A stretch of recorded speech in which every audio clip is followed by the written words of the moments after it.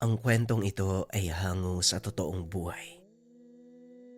Mula ito sa isa nating kabayan na itago na lang natin sa pangalang Arman.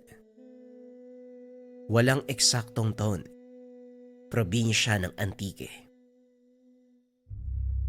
Kilala ang probinsya ng Antique bilang lugar ng mga mahuhusay na manggagamot at batikang mga babaylan. Ngunit isang baryo ang namumukod tangi sa lahat. Napapagitnaan ng dalawang probinsya ng Capiz at Antique. Kaya naman naging sentro ito ng lahat ng mga aktibidad kung lihim na karunungan ang pag-uusapan. Naging pugad din ito ng mga aswang dahil para sa kanila ito ang pinakaligtas na lugar. Bagaman may mga nakatirang babaylan, matiwasay ang pamumuhay ng mga tao sa lugar dahil may mga kasunduang nabuo sa pagitan ng dalawang angkan. Ngunit hindi pa rin maiwasang may makapasok na mga dayo, lalo na kung baguhang antingero ang mga ito o hindi kaya naman mga manunugis na naghahanap ng mga aswang at mangkukulam. Dito nakatira ang binatang si Arman at ang kanyang ama na si Mang Tobias. Mula sa angkan ng mga babayla ng dalawa, kilalang mahusay na mandirigmang asog noong kabataan. Ngunit kalaunan pinili nitong iwanan ang pagiging hangaway at tinutukan ang panggagamot. Walang sino man ang lumalabag sa batas ng baryo dahil minsan na silang nagpataw ng parusang kamatayan sa mga residenteng hindi sumusunod sa patakaran. Matapos ang kaganapang iyon, hindi na muli pang nasundan ang pagpataw ng parusang kamatayan dahil wala nang nangahas na sumuway sa mga batas. Hanggang sa lumipas ang ilang taon, bagaman sumasabay sa pagiging moderno ang baryo, hindi pa rin nawawala ang kultura ng mga tao, lalong-lalo na ang mga nakakatanda. Buti na lang, hindi ko na po naabutan ng pagpapataw ng parusang kamatayan. Kung sakali, baka patong-patong ang sintensya ko. Nang mga sandaling ito, kausap niya ang ama. Isinasalaysay ang mga nangyari nung kapanahunan. Maswerte nga kayong mga huling henerasyon dahil hindi nyo naabutan ng napakalupit na panahon na yun eh. Isinilang ka 1 linggo matapos mamatay ang lolo'y sikil mo. Siya ang kahuli-huli ang naging biktima ng parusang kamatayan dahil sa pagpatay niya sa aswang na kumain ng kanilang anak. Bakit naman siya lang ang pinarusahan? May kasalanan din naman ang aswang . Huli na nang malaman ng lahat na gano'n ang nangyari. Kaya gano'n na lang ang galit ng angka natin sa mga aswang na naninirahan dito. Ito rin ang dahilan kung bakit sila sa pilitang pinalis dahil maaaring pagsimula ng gulo ang kanilang presensya sa baryo. Tama lang naman ang pasya ng mga namumuno. Masyadong marahas sa mga aswang at palagi nagkakaroon ng gulo.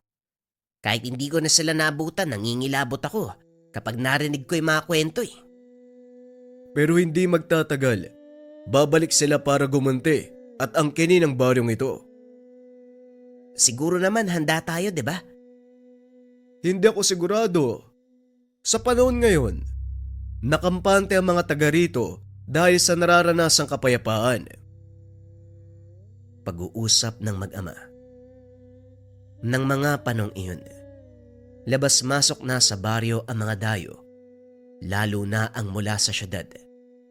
Ito ang naging panibagong problema ng mga taga-baryo dahil nilalapastangan nila ang kultura at kaugalian ng mga taga-baryo.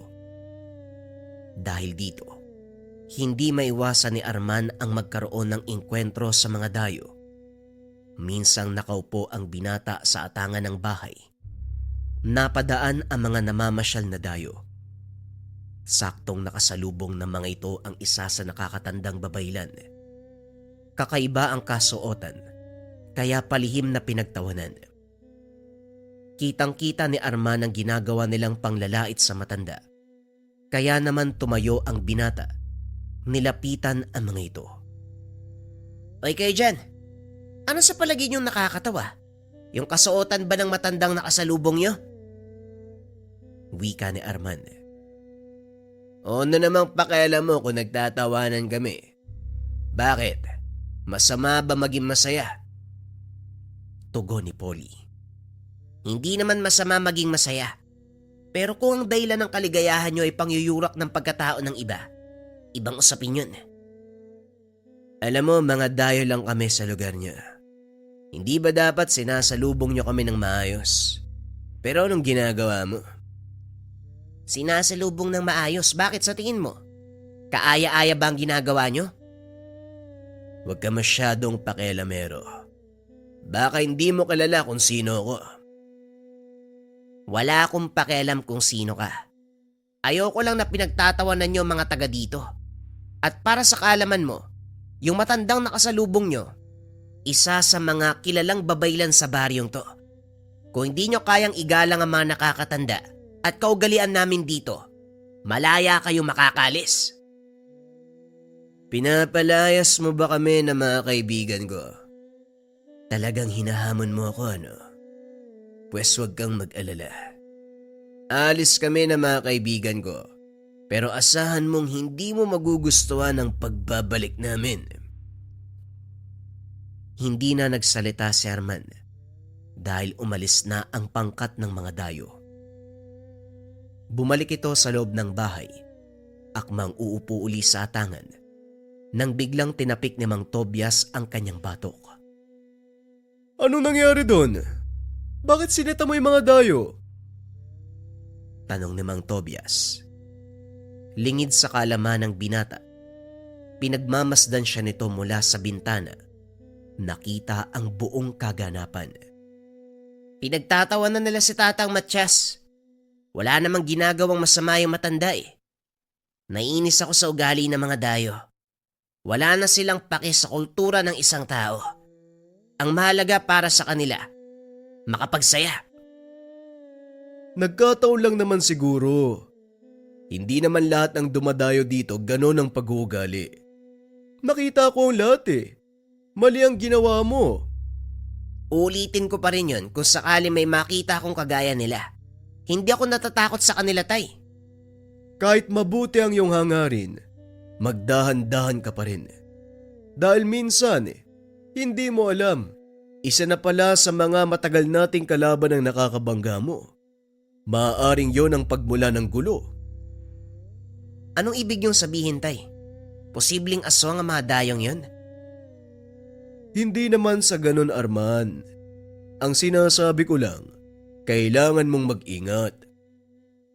Maingat naman po ako, Tay, at isa pa, hindi rin naman ako natatakot sa kanila. Kung sakaling aswang man ang may gawa nun, edi haharapin ko sila. Sisiguraduhin na hindi na muli makakaapak sa baryo natin. Hindi mo alam ang sinasabi mong bata ka. Sige na, magpapahinga na ako. Wika ni Mang Tobias. Inakala nito, pangkaraniwang hindi pagkakaunawaan ang naganap.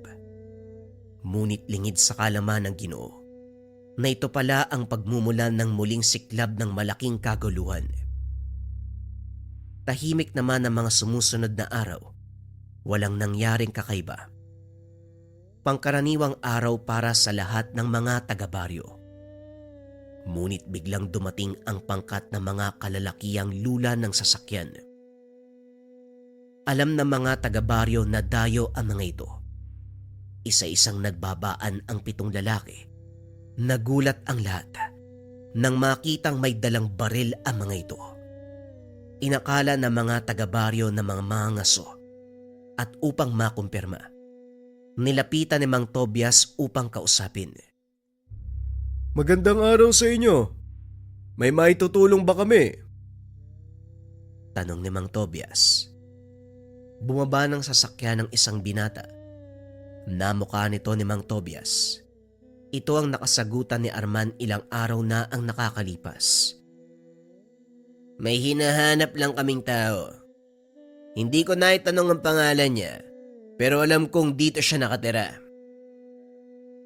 Wika ng binata. Alam ni Mang Tobias na si Arman ang tinutukoy ng binatang iyon. Pero mas pinili nito na magkunwari na hindi niya alam ang nagaganap. Pasensya ka na pero kung walang pangalan, hindi ko siya maituturo sa inyo. Bakit?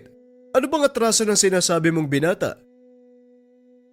Ininsulto niya ako sa harapan ng mga kaibigan ko nung isang araw. Hindi ko yan matatanggap kaya ako bumalik para gantihan siya. Manong Limuel, halugugin niyo ang buong baryo. Hanapin niyo ang sinasabi kong binata. Sandali lang, Polly. Hindi natin pwedeng basta pasukin ang mga bahay dito. Kawalang gala. Sumusuway ka ba sa utos ka? Baka gusto mong malaman ng tatay ko ang ginagawa mo? Hindi naman sa ganun. Pero kailangan nating irespeto ang mga taga rito. Irespeto? Bakit? Sino ba sila? Ano ba sa akala mong tingin nila sa akin? Ngayon kung ayaw mong sumunod, madali akong kausap. Ipapatanggal kita sa trabaho mo. Walang nagawa ang lalaki kung hindi sumunod sa sinasabi ng binata.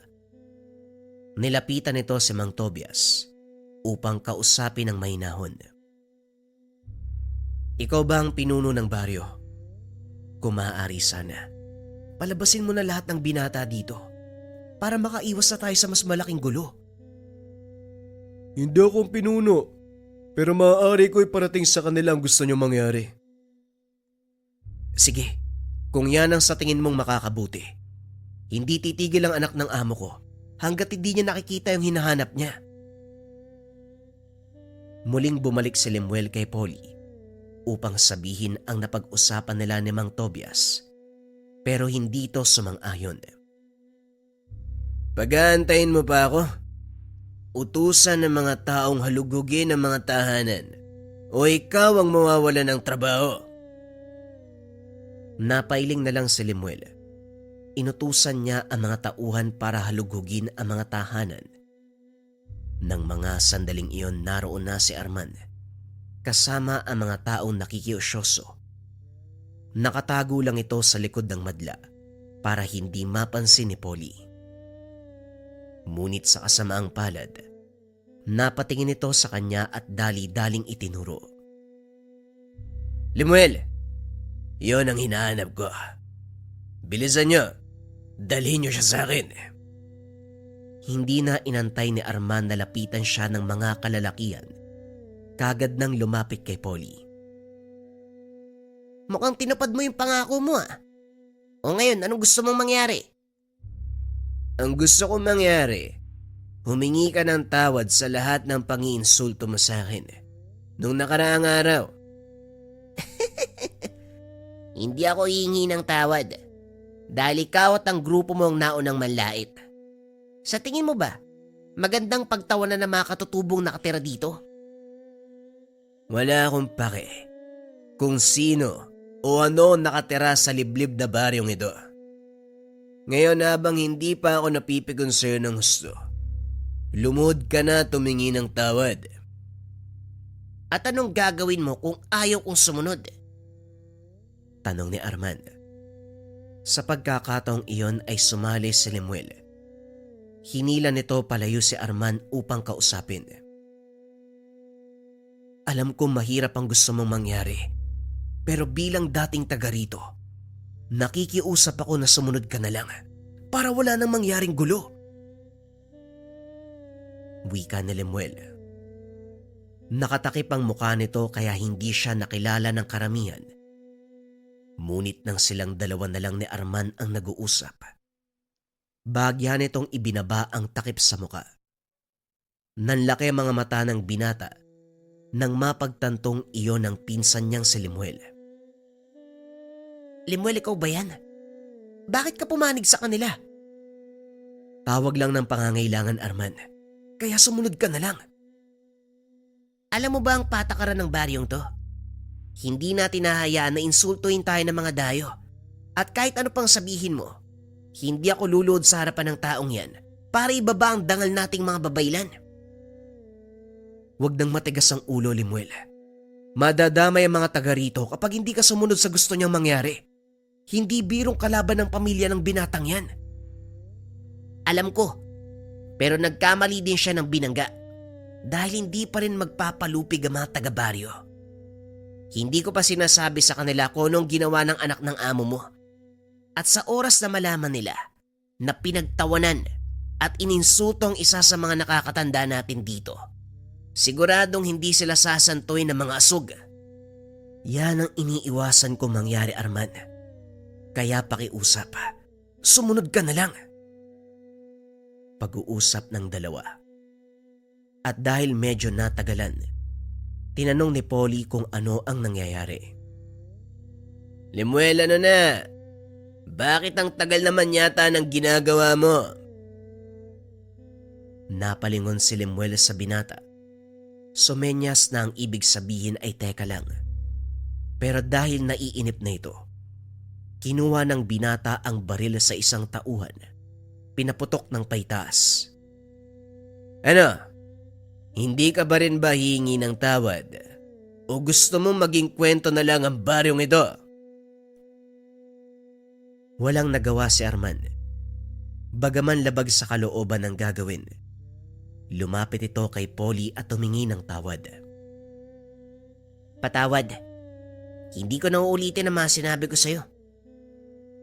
Marunong ka rin naman palang pakiusapan eh. Pero kulang pa yan. Lumuhod ka. Ano? Bakit ko naman gagawin yun? Itinutok ni Polly ang baril kay Mang Tobias at muling tinakot ang binata. Luluhod ka o papasabugin ko ang ulo ng taong yan. Mamili ka. Sa muli ay walang nagawa ang binata. Lumuhod sa harapan ni Polly, nangingi ng tawad. Kaso nga lang laking gulat ng lahat dahil bigla itong hinampas ng baril. Pinagsisipa. Pinagtulungan pa ng mga tauhan ni Polly ang binata. Inawat ni Lemuel ang mga ito. Kaso nga lang walang nakinig. Nakahandusay na sa lupa si Arman ng mga oras na yun. Halos hindi na ito makatayo dahil sa natamong pinsala. Magsilbi sana ng aral sa inyo ang ginawa ko sa binatang do. Kilalaning mabuti kung sino ang binabangga nyo. Wika ni Polly, sabay akyat ng sasakyan. Naiwan si Lemuel habang pinagmamasdan si Arman. Pasensya ka na, Arman. Wala akong nagawa eh. Sana mapatawad mo ko at ng mga kalahi natin. Wika ni Lemuel. Matapos ay sumakay na ito. Inalalayan nila Mang Tobias at ng kapatid nito si Arman. Pinapasok ng tahanan at ginamot ang mga sugat. Sobo-sobra na yung anak ni Don Castro. Hindi na maganda ang ginagawa niya. Wala na tayo magagawa.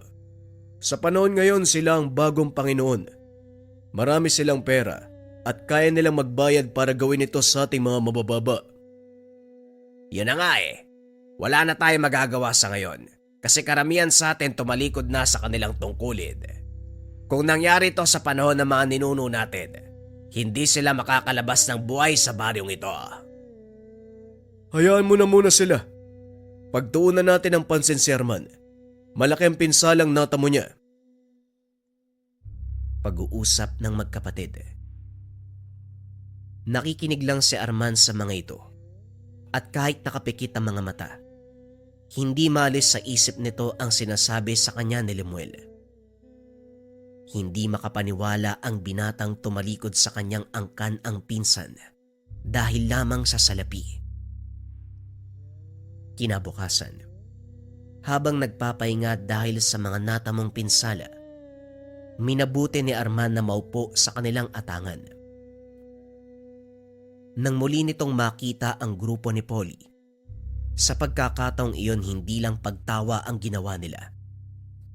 Pinagdiskitahan pa ng pangkat ang isang matandang babae na naglalako ng isda. Hinagis ang mga paninda. Sinipa ang mga lalagyan. Sinampal din ni Polly ang matanda. Sabay tingin kay Arman na tila sinasadya. Walang nagawa si Arman dahil sa kalagayan nito. Sunod-sunod na ginawa ni Polly ang ganong bagay sa baryo, kaso nga lang wala ni isa sa mga taga roon ang sumubok na pigilan siya. Sa isip ni Arman, tuluyan nang nawala ang kakayahan ng mga asog na pigilan ang kaguluhan at ang pangyuyurak sa kanilang angkan. Kinausap ng binata ang ama para malaman ang dahilan kung bakit hindi man lang sila lumalaban. Tay, ano po bang nangyayari sa inyo? Hindi po ba isa kayong asug? Mula sa angkan na mamandirigmang babaylan. Pero bakit hindi mo maipagtanggol ang baryo? Hindi ganun kadali ang sinasabi mo, Arman. Oo, isa ako mandirigma. Pero kailangan ko pa rin sumunod sa ipinag-uutos ng ating mga pinuno. Masakit din sa akin makitang ginaganyan ng ating mga kababaryo. Pero kailangan nating mag-intay ng tamang pagkakataon. Gaganti tayo. Pero hindi ngayon, Arman. At kailan yun, Tay? Kapag wala nang natira sa atin. Sana hinayaan nyo akong lumaban eh. Hindi sana tayo nalagay sa ganitong sitwasyon. Wika ni Arman. Paika-ika itong lumabas ng tahanan. Pumunta sa bahay ng chewing si Takyo upang magsabi ng hinanakit sa ama. May punto naman ang sinasabi ng tatay mo. Hindi tayo pwedeng magpadalos-dalos, Armada. Hindi pwedeng magpadalos-dalos o talagang naduduwag na kayo. Pasensya na. Kung wala kayong gagawin, ako ang kikilos. Wika ni Arman sabay talikod sa chewin. Hindi na nito pinigilan pa ni Takyo dahil nauunawaan nito ang galit ng binata. Gayunpaman, gaya ng karamihan kailangan niyang sumunod sa payo ng mga nakakatanda. Lingid sa kalaman ni Arman na may namumuong plano ang mga natitirang mandirigma sa baryo. Ilang araw pa lang ang nakalipas, tuluyang bumuti ang kalagayan ng binata. Inantay nito ang pagbabalik ng grupo ni Polly, ngunit walang nagpakita ni isa sa kanila. Naging mapayapa ng ilang araw ang baryo hanggang sa muling bumalik ang pangkat ng mga dayuhan. Sa pagkakataong ito, kasama nila ang ama ni Polly, si Don Castro. Ito ba ang baryong sinasabi sa akin ni Polly Lipuel? Hindi ba taga dito ka din? Opo, Don Castro. Pero matagal ko nang iniwan ang buhay sa lugar na to. Ganun ba? Tama si Polly. Maganda nga ang lokasyong to para pagtayuan ng negosyo. Napapagitnaan ng dalawang probinsya ang baryo. Parehong saka ang kinapubuhay. Siguro, magpapatayo tayo dito ng sentral. Ano pong ibig niyong sabihin, Don Castro? Sikapin niyong mapaalis sa mga naninirahan.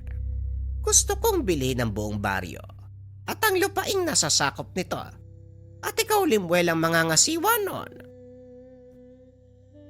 Nanlaki ang mga mata ni Limuel nang marinig ang sinabi ng amo. Hindi ito makatanggi sa kadahilanang may pamilya siyang binubuhay. Pero Don Castro, protektado ng pamahalaan ng mga lupain dito. Hindi natin pwedeng basta paalisin ng mga tao. Madaling tapalan ng salapi ang mata ng pamahalaan. Siguradong pag natumbasan ng tamang halaga ang mga prinsipyo nila, magbubulag-bulagan sila. Kung yan po ang gusto nyo, hayaan nyo po muna akong kausapin ng mga taga dito. O sige, pero tandaan mo, Limuel, ayokong pinag-aantay ako. Mainipin akong tao. Alam mo yan. Maliwanag, Don Castro. Ako na pong bahala. Matapos ang pag-uusap, iniwan na ng amo si Limuel sa lugar upang makipag-usap sa mga tao. Ang una niyang pinuntahan ay si Takyo. O Limuel, anong ginagawa mo dito? Hindi ba may trabaho ka na sa syudad? Ngayon nga po ang pinunta ko dito, Tay. Pasensya na kayo kung ngayon lang ako nakabalik. Maraming taon na ang lumipas. Ang akala ko nakalimutan mo na kami. Pero ano nga ba ang sadya mo dito? Nagtatrabaho po ako kay Don Castro, tatay. Pinapunta niya ako dito para ipagbigay alam sa inyo na bibili niya ang lupa. Nagbibiro ka ba? Alam mong protektado tayo ng pamahalaan at walang sino man ang pwedeng umangkin ng lupain natin. Yan nga din po ang sinabi ko sa kanya eh. Pero alam niyo po kung gaano makapangyarihang tao yun. Makukuha niya ang anumang naisin sa pamamagitan ng pera. Kung ganon, nandito ka para paalisin ang sarili mong angkan sa lupang tinubuan natin. Nababaliw ka na ba, Lemuel? Nasaan ang dignidad mo? Pasensya na po, tay, pero ginagawa ko lang ang trabaho ko. May pamilya akong binubuhay. Bahala ka sa gusto mong gawin. Pero alam mong hindi ko susuportahan ang mga gusto mong mangyari. Sa oras na malaman pa ito ni Tio Tobias mo, siguradong malilintikan ka. Nauunawaan ko po. At alam ko yung pinaglalaban niyong karapatan sa lupang to. Pero sa tingin ko, walang saysayang magbuwis ng buhay, tay. Alam mo, Lemuel, walang patutunguhan ng usaping ito. Umalis ka na, bago pa kumulo ang dugo ko sa'yo. Umalis si Lemuel sa harapan ng ama. Papunta sana sa bahay nila Mang Tobias.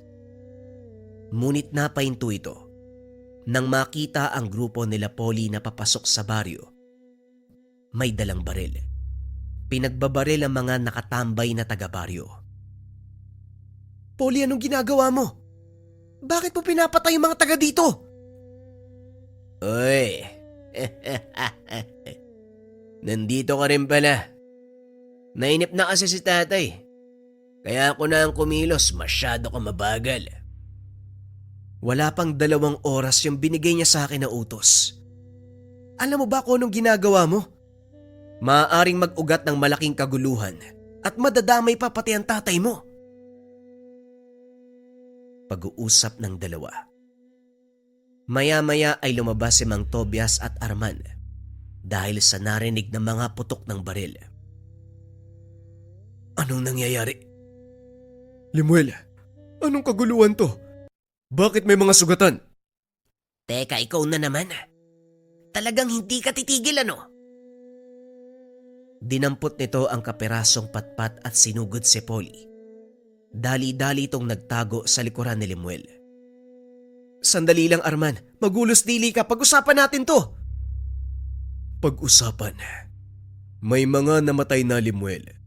Sa tingin mo, may makikinig pa sa'yo? Tignan mo ang mga kababaryo natin. Handa na silang pumatay. Matapos lang ang kaguluwang ito. Hindi ko ginusto ang kaganapan, Tio Tobias.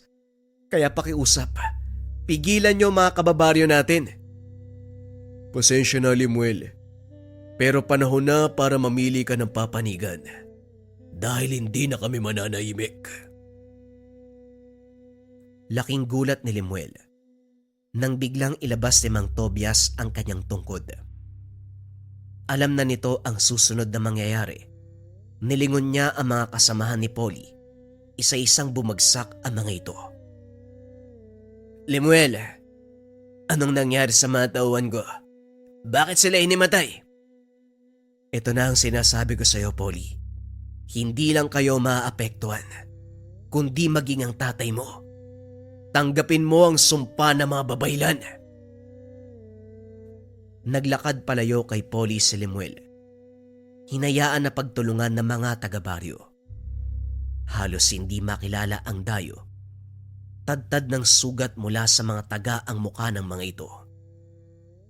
Pinutulan pa ng ulo ni Mang Tobias ang binatang anak ni Don Castro. Inutusan si Lemuel na ibalik ito sa kanyang ama. Dahil sa kaganapan, napasugod ang Don sa baryo. Hindi pa man ito nakakaapak sa bukana, natumba na ito sa kinakatayuan. Pasensya na, pero hindi ko hahayaan na makapasok ka pa sa baryong ito. Kung saan ka man nadapa ngayon, yan na magsisilbi mong libingan. Itinaas ni Mang Tobias ang hawak na tungkod. Unti-unting nilamon ng lupa si Don Castro. Yan ang napapala ng mga taong gahaman sa kayamanan. Magsilbi kang pataba sa lupang gusto mong angkinin. Naging laganap sa mga karatig bayan ang nangyari sa mag-amang Don Castro at Polly. Simula noon, wala nang nangahas na mambastos o manggulo sa baryo. Nagbalik din sa dati nitong tahanan si Lemuel. Piniling mabuhay ng simple. Dahil sa kaganapang iyon, nasaksihan ni Arman ang natatagong kapangyarihan ng mga asug o mandirigmang babaylan. Kabilang dito ang kanyang ama na si Mang Tobias, na sa paglipas ng panahon, nanatili sa puso ng mga taga-baryo ang pangyayari. Bagaman wala na si Mang Tobias, hindi kinalimutan ng mga tao na minsan silang naipagtanggol ng mga asug mula sa maalamat na baryo ng mga babaylan. Dagdag kaalaman para sa lahat. Ang mga asug o mga lalaking babaylan parehong may kakayahan sa panggagamot at pakikipaglaban. Pili ang ganitong katangian, kailangan dumaan sa matinding pagsasanay bago itanghal na isang totoong asug. Ang kwentong ito ay hango sa totoong buhay. Mula ito sa isa nating kabayan na itago na lang natin sa pangalang Kapitan Diego. Taong 1970, Mindanao. Talasan ng mga mata. Tandaan nyo, hindi lang mga tawang dumaraan sa bahaging ito. Maraming mapanlinlang. Pwedeng makasagupa tayo ng maligno na nagkakatawang tao. Ang malala, aswang na nagpapanggap bilang ordinaryong magsasaka. Wika ni Kapitan Diego sa mga kasama. Mga baguhan, unang beses pa lamang sa ganitong gawain. Pinamumunuan ni Kapitan Diego ang maliit na pangkat. Hindi masasabing mga rebelde dahil hindi naman kumakalaban sa patakaran ng pamahalaan. Ang tanging dahilan ng pagbuo ng grupo, pagtalikod sa sariling pamilya para gawin ang anumang naisin nang walang nangingialam na magulang. Sa katunayan, dating kasapi ng lokal na pulisya itong si Kapitan Diego. Pero dahil hindi nagkasundo na makasama at hepe, napilitang talikuran ang tungkulin at mamundok. Dito siya namuhay. Hindi nagtagal kinupkop ang mga kabataang napariwara. Ginabayan, sinanay sa pakikipaglaban upang may pangtapat sa mga rebelde na nagkalat sa paligid. Ginalang siya bilang pinuno. Binigyan ng titulong kapitan. Kapitan, merong paparating. Merong dalang kariton at karo. Hila ng kabayo tapos may kasamang iilang kalalakihan. May baril ang iba sa kanila. Wika na rin doon. Matapos mapansin ang mga taong papalapit sa bukana. Nagsikilos ang lahat. Kanya-kanyang pwesto upang makabuelo kung sakaling matunugan ng kalaban ang kanilang presensya. Hindi nagtagal. Unti-unting natanaw ang posisyon ng mga kalalakihan. May dalang armas ang nasa unahan at hulihan. Ang kariton ay walang kargang mga sako. Samantalang ang karo ay hindi makita ang kargamento dahil tinakpan ng dahon at damo. Kaagad nagbigay ng senyales si Kapitan Diego. Bigla itong huminto. Inantay nila ang susunod na galaw. Nang mapansin ang kilos, walang pagdadalawang isip na humudyat sa mga tauhan. Kahit maraming armas ang kabilang panig, wala ring nagawa nang mabilis na maitutok ang patalim, hawak sa leeg ang mga ito. Magiging payapa ang gabing ito kung ibababa nyo ang inyong mga sandata. Pero kung meron sa inyo na maglalakas ng loob na kumalabit ng gatilyo, dadanak ang dugo sa lupang ito. Mahabang katahimikan ang namayani sa pagitan ng dalawang grupo. Parehong alisto. Nag-aantay lang kung sino ang unang kikilos. Sa kabila ng sinabi ni Kapitan Diego, walang nagbaba ng armas kahit may nakatutok na patalim sa leg. Hindi nagtagal nagsalita ang lalaki na may puting buhok. Hindi mo yata ako nakilala, Diego. Malaki na ang pinagbago mo. Nung una, ikaw lang mag-isa ang nakabang sa daanang ito. Ngayon, marami na kayo. Mga bata, ibaba ang mga armas. Kaibigan natin sila. Napangiti si Kapitan Diego. Nagbigay ng hudyat sa mga kasama na ibaba ang mga patalim. Nakilala niya ang lalaki pagkatapos matanggal ang takip sa muka. Fernan, ikaw pala yan. Anong nangyari ngayon ka lang nagpakita uli? Hindi bali na. Mas mabuti pang tumuloy kayo sa loob ng tahanan para hindi makaagaw ng atensyon ng mga kalaban. Sa pinakamasukal na bahagi ng kagubatan nakatayo ang barong-barong.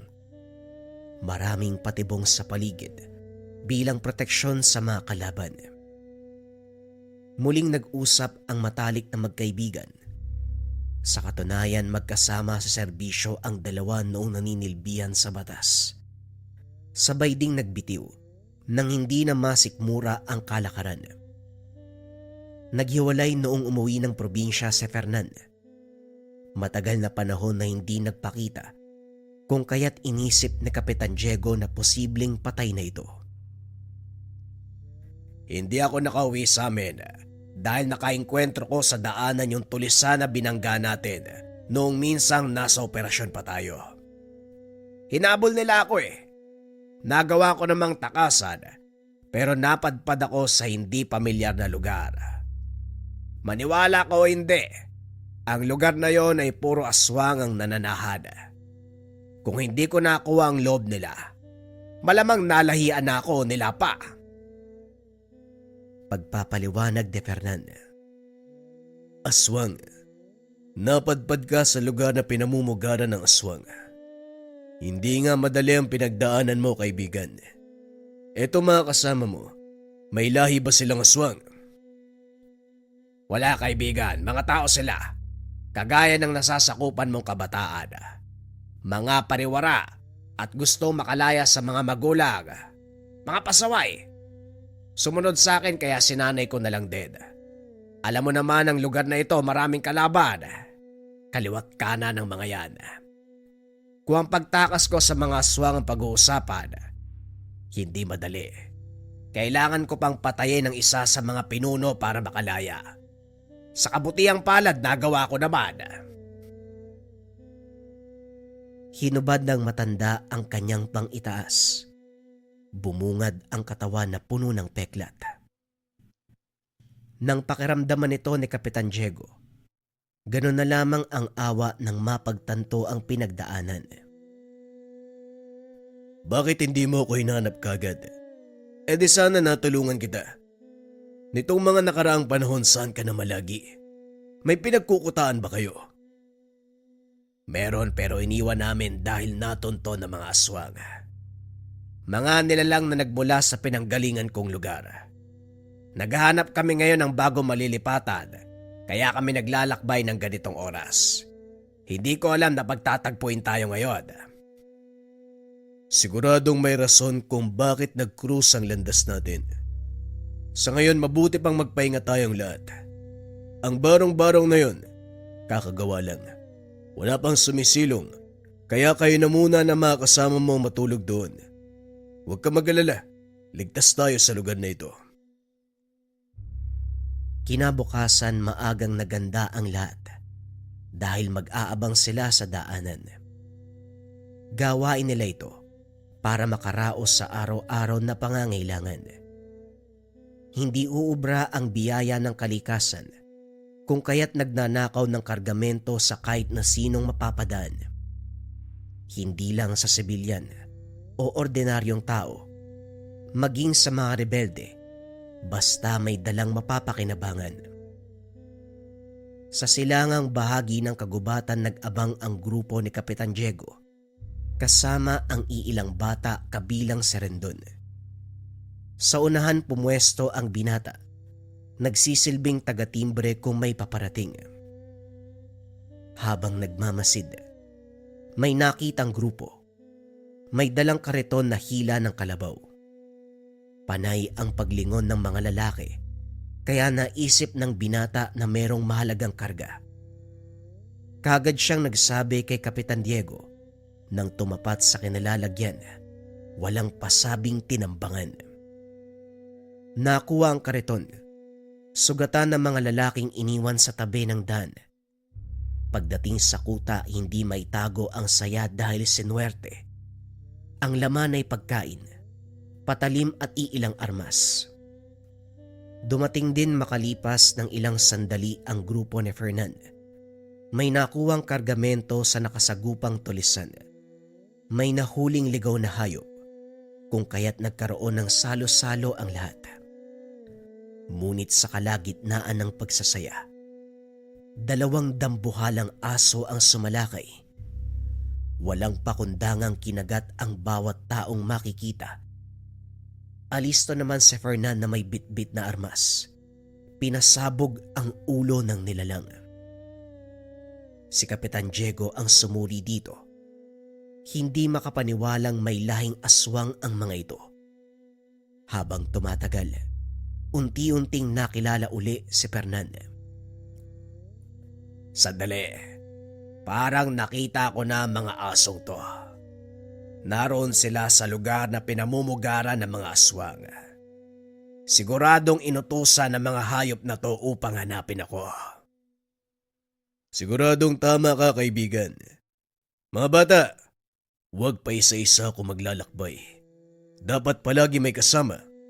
Hindi natin alam kung meron pang nakabang sa tabi. Sa pagkakataong ito, hindi nagpakampante si Fernan at Kapitan Diego. Kanya-kanyang bantay sa mga nasasakupan sa paligid. Nang mga sumunod na gabi, matyagang nag-abang sa iba't ibang daan ng grupo. Sa kabila ng banta ng aswang, tuloy pa rin ang operasyon dahil sa dami ng miyembro. Lumaki ang kanilang pangangailangan. Sa puntong ito ay may dumaan, mga magsasakang kalalakian. Habang papalapit sa kinalalagyan ni Kapitan Diego, ay siya namang pag-init ng tangan. Dali-daling pinatras ang mga binatang kasama. Siya ang pumwesto sa unahan. Teka, Kapitan. Hindi ba dapat kami yung nasa unahan? Kami na pong bahala sa mga yan. Kaya namin sila. Salamat sa pag-aalala rin dun. Sa ngayon, hayaan nyo kung humarap sa mga taong yan. Hindi kayo makikisali anuman ang mangyari. Huwag nang maraming tanong kung ayaw nyong matanggal sa grupo. Walang nagawa ang mga binata. Sumunod kahit hindi maunawaan kung bakit. Huminto sa paghakbang ang mga magsasaka nang makita si Kapitan Diego sa unahan. Nakaharang ito sa daan. Kagad na alerto dahil napansin ng tangan. Ang lalaking tumayong lider ang nakipag-usap. Mapagpalang gabi sa'yo, Ginoo. Kung pwede sana padaanin mo kami bago mabulok ang kargang karne. Hindi namin gusto ng gulo, kaya sana mapagbigyan mo kami. Namukaan ni Kapitan Diego. Ito ang nilalang na nakasagupa maraming taon na ang nakalipas. Hindi ba ikaw si Teryo? Nakalimot ka na yata. Nagtuos tayo noon eh. Sinuwerte ka lang kaya nakatakas ka.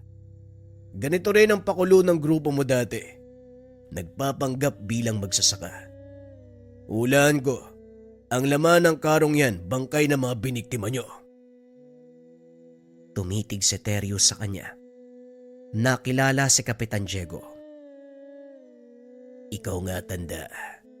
Ang antingerong pumatay sa mga kasamahan ko nung araw. Tama ka. Isang swerte ang pagtakas ko sa kalupitan mo. Pero parang maduduktungan ang kwento natin ngayon. Kahit malumanay ang pagsasalita, hindi may pagkakaila ang galit. Palihim na sumenya sa mga kasama. pinaghanda para sa pagsugod. Mas mainam na rin ang ganito nang mapatay na kita. Hindi ko pa nakakalimutan ang ginawa mo sa mga sibilyan. Walang awang biniktima. Marahil ako ang taong nakalaan upang tapusin ang buhay mong hayop ka. Bumunot ng patalim si Kapitan Diego. Sinalubong ang umataking aswang. Pinakitaan niya kagad ng gilas. Walang kahirap-hirap na pinaslang ang unang sumugod. Tumiimbagang si Teryo nang makitang pinaglalaroan lamang ng kapitan ang mga kasama. Napabuntong hininga habang nakatingin sa nakahandusay na katawan. Asan ang iba mong kasama? Hindi mo ba papalabanin o naduduwag ka? Tao lang ako kagaya ng mga biniktima mo. Kaya ano pang inaantay nyo? Tumitig ng masama si Teryo. Walang balak na lumaban kaya gumawa ng paraan para makatakas. Ginamit ang bilis. Nagpalit ng anyo bilang aswang at saka dali-daling lumayo sa lugar. Hindi na hinabol pa. Nakitang gumagalaw ang nasa loob ng karo. Ang biktimang nakasilid sa sako. Dinala sa kuta upang magamot. Nailibing na po yung kasama ng babae. Hayop talaga yung mga aswang na yun. Buntis po ang isa sa mga biktima. Pati batang walang kamuang-muang nadamay. Wika na rin doon.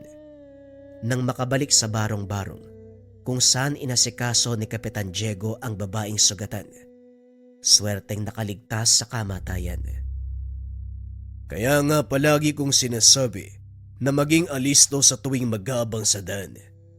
Maraming aswang ang nagkalat. Nagpapanggap na magsasaka.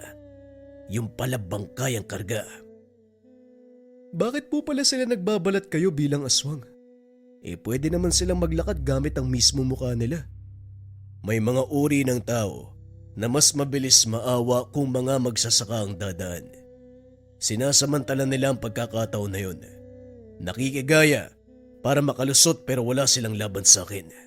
Nakikilala ko ang tunay na katangian ng isang tao. Tumango na lamang sa Rendon. Bumalik na sa pwesto upang magbantay sa paligid. Maya-maya ay dumating ang grupo ni Fernan. Nalagasan dahil sa engkwentro. Naging masinsinan ang usapan ng mga sumunod na sandali. Ang kutob ni Fernan, nasundan siya ng mga nilalang. Sa palagay naman ni Kapitan Diego ay posible. Batay na rin sa sunod-sunod na pag-atake ng mga ito. Huwag kang mabahala, kaibigan. Ako nang bahala sa inyo. Hindi rin kita papayagang umalis sa kutang ito. Kung dito nga inatake na tayo, paano pa sa ibang lugar? Wala ka na mapupuntahan, kaya kailangan na kitang tulungan. Lumipas ang ilang araw, muling may sumalakay sa kanila. Napatay naman kagad.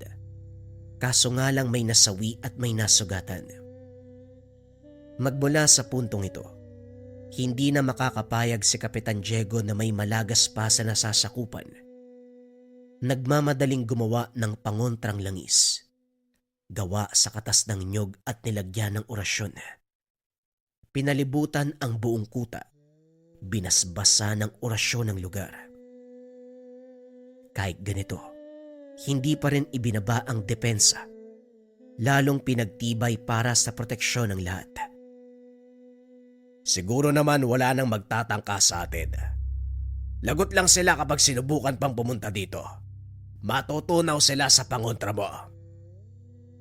Hindi natin alam, Fernan, kung mataas na uri ng aswang ang sasalakay. Malaki ang tsansang makapasok sila sa lugar. Hindi madaling kalabanin kapag mataas na ang uri. Sabihin mo sa akin, kaibigan, yung tinakasan mong angkan, anong uri ang nilalang nila? Magkakasama sila sa iisang lugar. Yung iba merong pakpak. Yung iba normal lang. Hindi na ako nagkaroon ng pagkakataon na mag-usisa. Bantay sarado ang kilos ko. Iba yung pag-iingat. Kapag nagkamali, siguradong papatayin ako. Napatay mo ang isa sa pinuno nila, hindi ba? Huwag na tayo magtaka kung patuloy na masusundan ng pag-atake. Paniguradong gaganti sila at ang mga aswang na nakaengkwentro natin doon din ang galing. Mawalang galang na po. Kung tungkol po sa mga aswang pinag-uusapan nyo, alam ko kung saan sila madalas sa sumasalakay.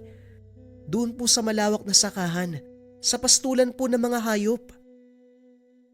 Wika ni Gina, ang babaeng tinulungan ni Kapitan Diego mula kay Teryo.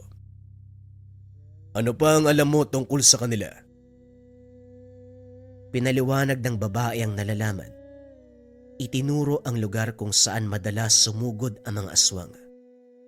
Doon lang din malapit ang bahay nito, kung kaya't nadali sila sa pambibiktima. Sadali lang pare, hindi tayo pwede magpadalos-dalos. Aswang ang pinag-uusapan natin. Delikadong nilalang. Hindi uubra ang patalim at bala. Matatamaan sila pero hindi mamamatay kaagad. Alam ko na may tangan ka, pero kumalma ka muna.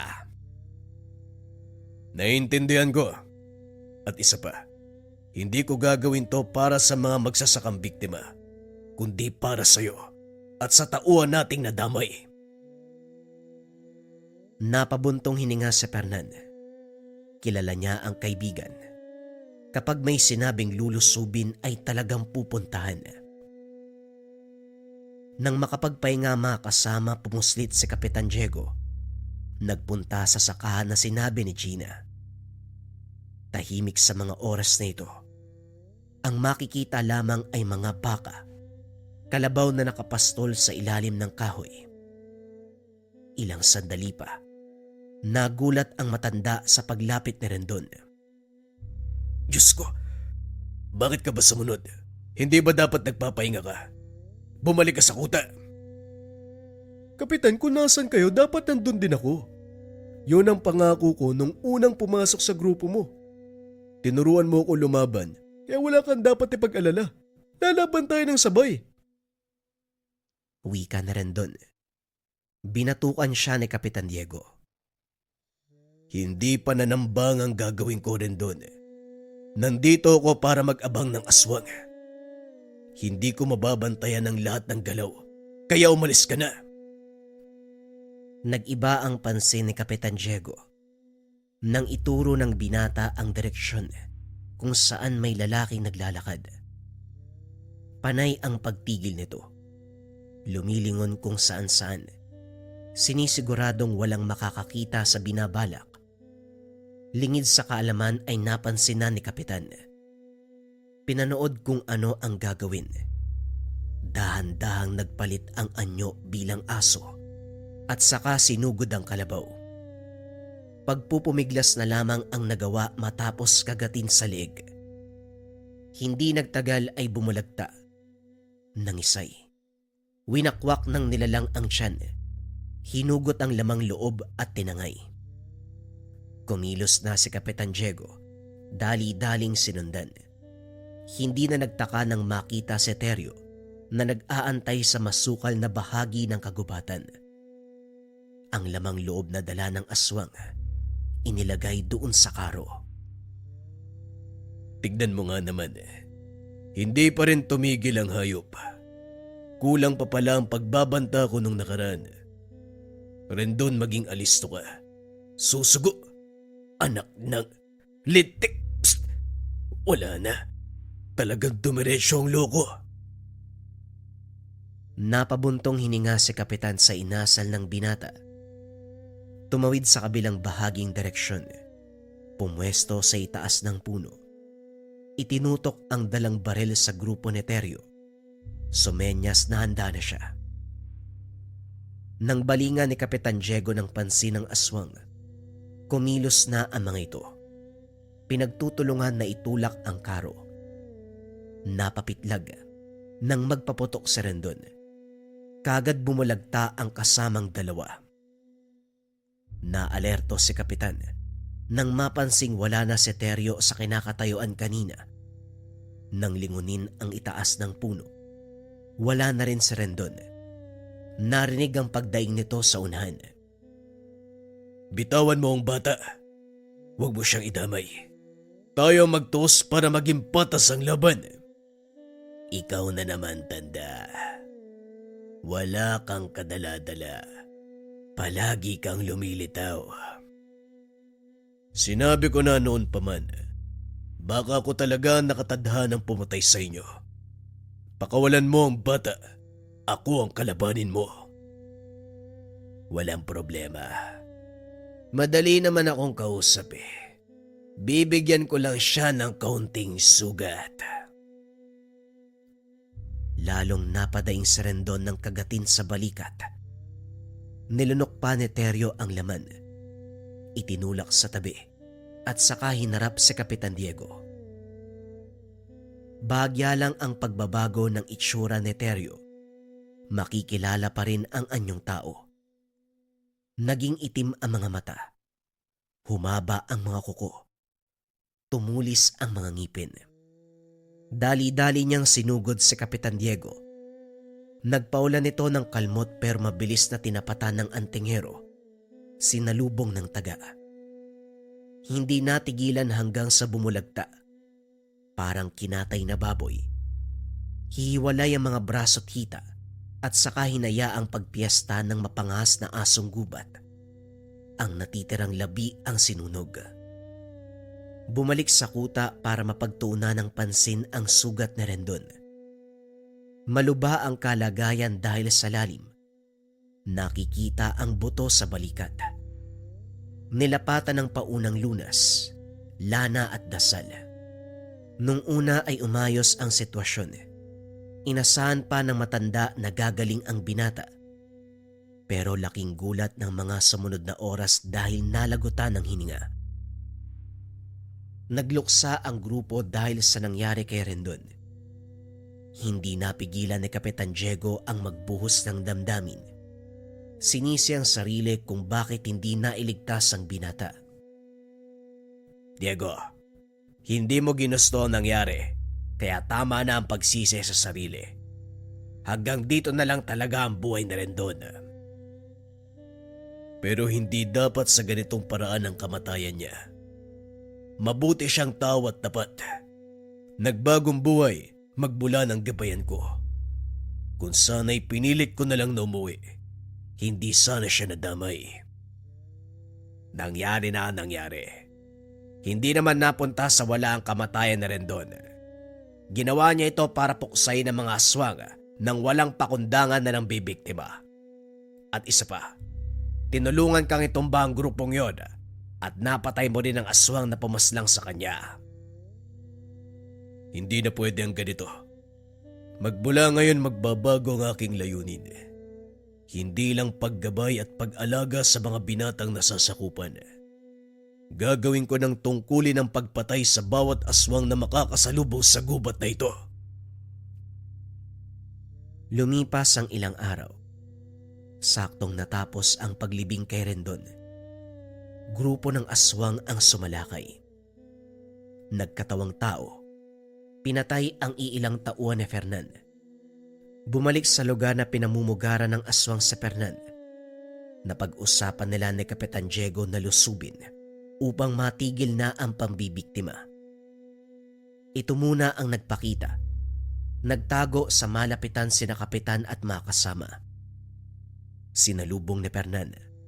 Pumalibot kagad ang mga nilalang sa kanya. Nagkatawang tao pa ang mga ito pero masama pa rin ang titig.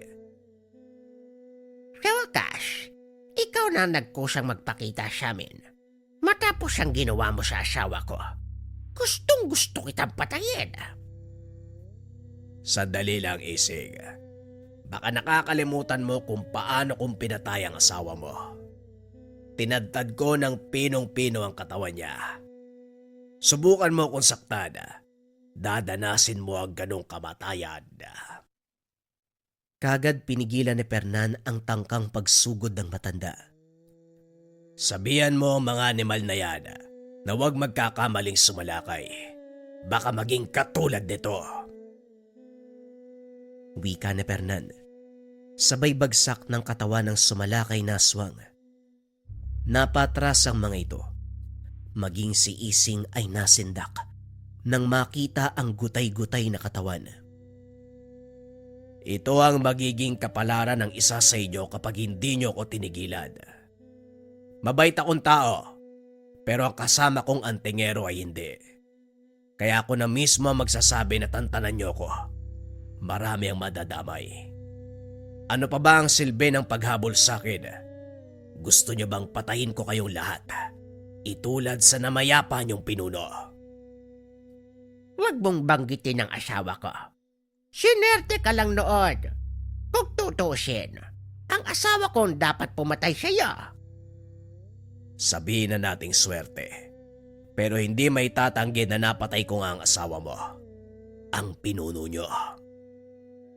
Nagkatinginan ang tauhan ni Ising. Mga mata lang ang pinakilos, pero alam ni Fernan ang ibig sabihin. Sumenyas din kina Kapitan Diego dahil sa galaw ng mga ito. Hindi nalalayong susugod at ito na nga ang nangyari. Pinagtulungan si Fernan, napuruhan dahil sa sabayang pag-atake. Dali-dali namang sumaklolo si Kapitan Diego. Inilayo sa lugar ang kaibigan. Ganon din ang ibang kasama na nasugatan. Marami ang aswang. Hindi sanay sa ganitong engkwentro, kung kaya't pinayuan niyang magsialis sa mga ito. Nagpaiwan siya. Hinarap ang kalaban. Sino ka naman? Isang antingero. Sigurado ka ba sa desisyon mo? Minsan ang dinayo ng antingero ang lugar na ito. Hindi na nakauwi. Dito pinaglamayan. Huwag kang makisali. Kaibigan ko si Fernan. Hindi ako nang himasok sa inyo. Ako mismo nagsabi kay Fernan na uubusin ko ang lahi nyo. Kagad pinigilan ni Ising ang tauhan. Lumakas ang epekto ng tanga ni Kapitan Diego na unti-unting nagpasakit ng ulo. Nararamdaman mo na ba ang lakas ng tangan ko kahit hindi pa tayo nagsisimula? Kung sana'y hinayaan nyo na lang si Fernan, hindi na tayo aabot sa puntong ito. Kaso talagang sinundan nyo pa. Sa pagpapadala mo ng nilalang na maghahanap sa kanya, marami ang nadamay. May namatay sa mga binatang nasasakupan ko. Nandito ako para iganti sila at tapusin ang kasamaan niyong lahat. Sino ang mauuna? Parang takot kayo sa patalim ah. O sige, magmano-mano tayo. Itinarak sa lupa ang itak. Kaso nga lang wala ni isang nagtangkang lumapit. Sinakop ang buong paligid ng epekto ng tanga ni Kapitan Diego. May ilang humandusay dahil sa lakas ng puwersa. Muling dinampot ni Kapitan Diego ang itak. Pinapanood ang aswang na nagdurusa. Dito niya inilabas ang mutyang tangan. Batong kidlat. Minsan lang ginamit ang buong lakas. Kagad niyang hinawakan sa leeg si Aling Ising. Pasensya naman ang mukhang susunod ka sa yapak ng asawa mong yumao. Pinugutan nito ng ulo. Binalingan din ng pansin ang ibang nagbabalak tumakas. Ginilitan ng leeg. Pinutulan ng mga braso at binti. May nanlaban. Kaso walang binatbat sa lakas ng antingero. Makaraan ng ilang sandali, wala ni isang nabuhay. Itinipon ng lahat ng bangkay. Bumalik ang grupo ni Fernan para tumulong sa pagsunog. Pinanood na maging abo ang mga katawan. Umalis na rin sila pagkatapos dahil napansin ang paglapit ng mga rebelde. Magmula sa araw na napaslang ang angkan, guminhawa ang buhay ni Fernan. Tuloy pa rin sa pamumundok ang grupo. Pero sa pagkakataong ito, nabawasan ang iisipin dahil wala nang tumutugi sa kanya. May dinagdag din sa pagtuturo si Kapitan Diego. Sa kabila ng matagumpay na pagpaslang sa mga nilalang, meron pa ring gumagala sa paligid. Ibinuhos ng antingero ang oras sa pagtuturo ng pamamaraan kung paano paslangin ang aswang. madali namang nakuha ng mga binata. Si Fernan sa kabilang banda, kinargahan ng pangontra ang bala ng armas. Malaking tulong ang pamamarang ito. Ng mga sumunod na engkwentro, kahit ang mga binata lang ang mapalaban, marunong at alam na ang gagawin. Bawat isa sa kanila ay naging mahusay dahil sa kombinasyon ng pagtuturo ni Kapernan, pati na rin ang binansagan na kapitan ng kabundukan, si Kapitan Diego, na mamamatay aswang.